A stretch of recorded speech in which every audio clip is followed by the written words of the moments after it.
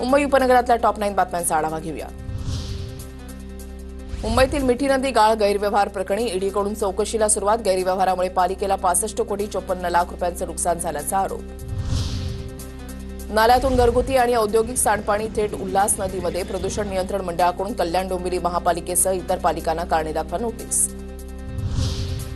भाजप नगरसेविका प्रीती सातम बीएमसी अधिकाऱ्यांवर आक्रमक। दुर्घटना घडल्यानंतर उपाय नको, आधीच जबाबदारीची जाणीव हवी, प्रीती सातम यांच्या सूचना।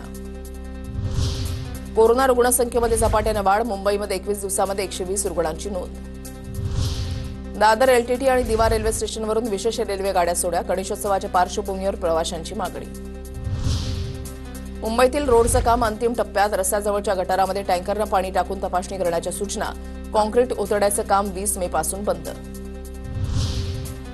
दक्षिण मुंबईमधील 96 इमारती अतिधोकादायक सर्वेक्षणातून समोर। दुरुस्ती मंडळाकडून 14,000 इमारतींच्या सर्वेक्षणाला सुरुवात।